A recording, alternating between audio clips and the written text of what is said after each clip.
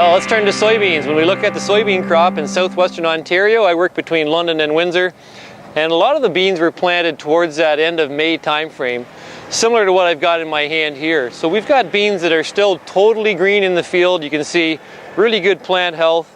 The pods at the bottom are full and plump and almost fully mature.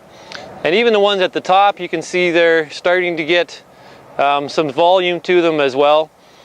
Generally, we wait till we see a little bit of yellow on the top canopy of the leaves, and we're about 30 days to harvest.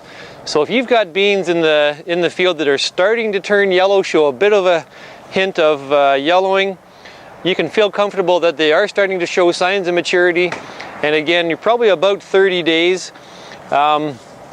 You want to get to that R6 full maturity before you get a real killing frost on the soybeans. Sometimes an early frost could give you green stems where the stems don't dry down the way they would normally mature, and maybe make it a little more tricky for harvest. If you get a killing frost at this stage, those greens in the pod will stay green, and sometimes can be a concern for a grade discount. But primarily for the soybean crop in most of southwestern Ontario, we probably need another good 30 to 40 days to get this crop matured.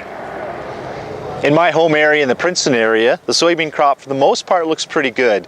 There's still a lot of green leaves out there. We're starting to see a little bit of yellowing starting to happen with the cool weather coming on, and the beans are starting to mature a little bit.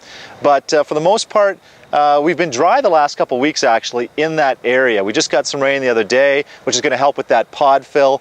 But in this site here, there is a little bit of Japanese beetle feeding going on out in some fields. Aphids this year have been a non-issue. The big issue this year has been white mold. It's right across Ontario, and really a lot of growers should look at making sure the rotations are fit and what they need to do agronomically, whether it's populations, variety selection, or maybe some tillage options to make sure that they're reducing white mold going into the future.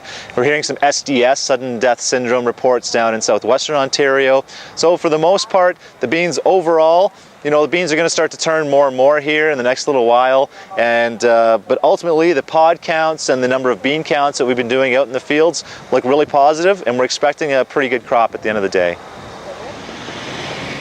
So my area I cover from the 400 to the Quebec border, and there's a lot of pockets where soybeans got in early, looked great, canopied early, and will finish very nicely. Probably the last week definitely helped the beans, and I would say most are in that R6, R5, where the top 4 internodes have a full pod in them and are on their way to finish. They're probably 18 days away and are looking great.